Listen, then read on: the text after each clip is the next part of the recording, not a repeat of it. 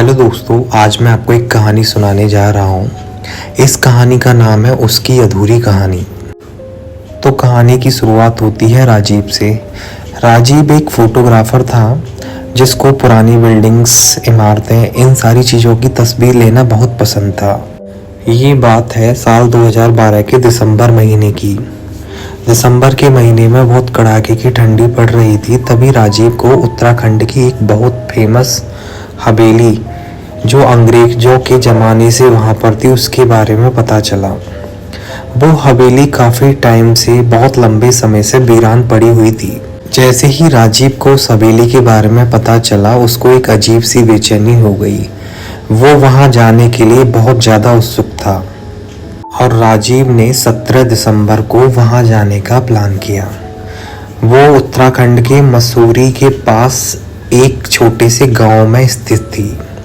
Rajiv train से मसूरी गया, फिर वहाँ लोकल से पूछताछ करने के बाद में वो सब हवेली तक पहुँच गया। हवेली तक पहुँचते पहुँचते काफ़ी रात हो चुकी थी।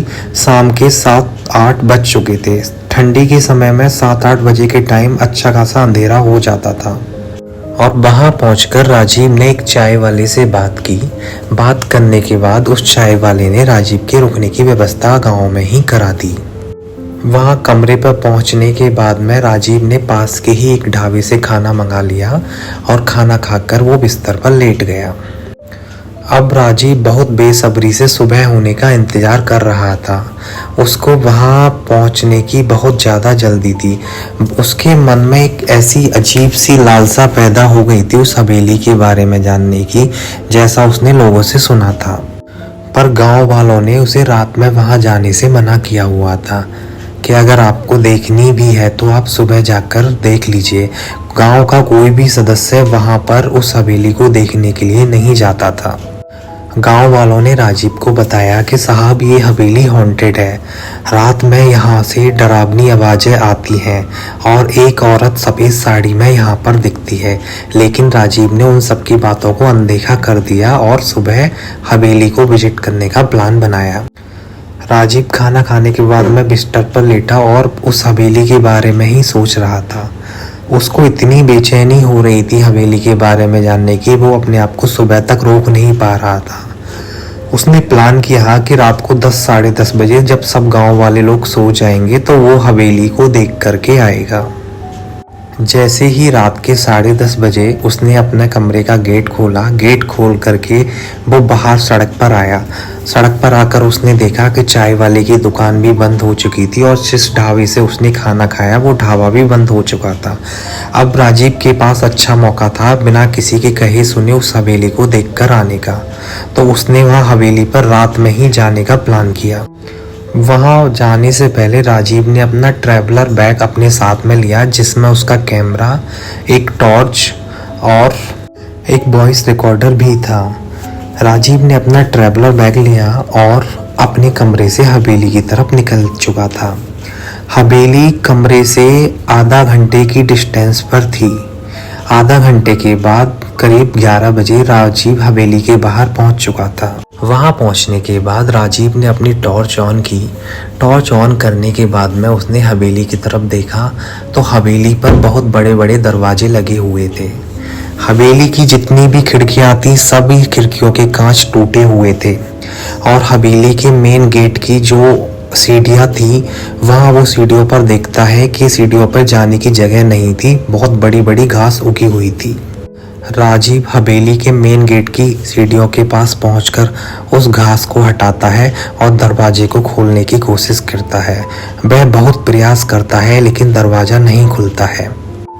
फिर वह वहीं पड़ा हुआ एक लकड़ी का गट्टा उठाता है और उस लकड़ी के गट्टे से दरवाजे को प्रेस करता है। काफ़ी मशक्क़त करने के बाद में दरवाज़ा खुल चुका होता है। जैसे ही दरवाज़ा खोलकर राजीव अंदर पहुंचता है हवेली की और अपना कैमरा ऑन करता है, वह देखता है कि वहाँ चारों तरफ एक सन्नाटा छाया हुआ है। वह जैसे ही कैमरे की रिकॉर्डिंग ऑन करता है और देखता है कि कैमरा खुद ब खुद बार बार स्टॉप रिकॉर्डिंग का सिग्नल दिखा रहा था। वह ये देखकर काफ़ी घबरा जाता है और तभी पीछे से एक आवाज़ आती है, राजीव सुनो। राजीव घबराकर पीछे पलटकर देखता है तो देखता है कि वहां पर कोई भी नहीं था। तभी सामने की तरफ हवेली के एक बंद कमरे से किसी लड़की के गाने की आवाज़ आने लगती है।